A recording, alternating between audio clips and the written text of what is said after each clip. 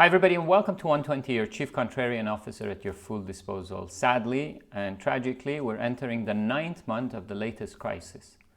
Special military operation, war, the good against the evil against the good. The reality is that it's a tragedy for families, young men and women on both sides of the argument, for Mother Nature, for millions of refugees coming out of these countries, and for all of us as collateral damage for not realizing that this war can be beyond realm of the previous ones, and the sooner we find a solution to it, the better.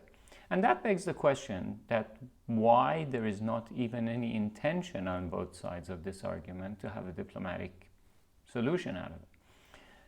Reality is that none of the wars in the past 30 to 40 years have had a military outcome. Come to think about it, the mightiest military machine in the world for 20 years in Iraq, what happened? The mightiest machines, military machines of the world, NATO and United States, 20 years in Afghanistan. Everybody remembers the scenes of last September. It always comes down to a stroke of a pen, a negotiation and a diplomatic settlement and dialogue. And that begs the question as to why we are so shying away from diplomacy. I want to contextualize it. A year and a half from now, Greece and Turkey, two old rivalries and diplomatic conflicts and issues and geographical disputes, come to a war over Mediterranean offshore gas, special insight, interest, claims over the islands. What is going to happen? Both of them are NATO members. So half of NATO is going to provide all the military might to Turkey to fight the Greeks, or the other half will provide all the equipment and bullets and missiles to Greece. No, they will lock them up in a room and say you have to come up with a diplomatic solution.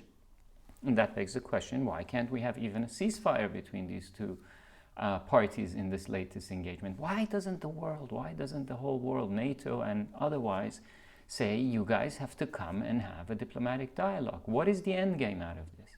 If there was no outcome in Iraq and Afghanistan, how can there be an outcome, a military outcome, out of a conflict with a nuclear power?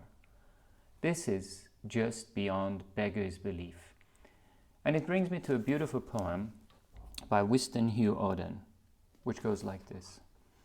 As evening fell, the day's oppression lifted. Tall peaks came into focus. It had rained. Across wide lawns and cultured flowers drifted the conversation of the highly trained. Tin gardeners watched them pass and priced their shoes. A chauffeur waited, reading in the drive, for them to finish their exchange of views. It looked a picture of the way to live.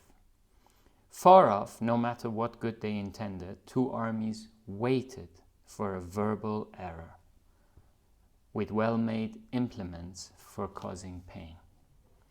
And on the issue of their charm depended a land laid waste with all its young men slain, its women weeping, and its towns in terror. Diplomacy is an art.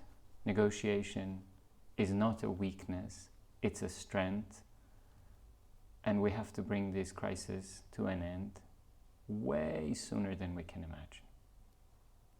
Do subscribe and see you soon.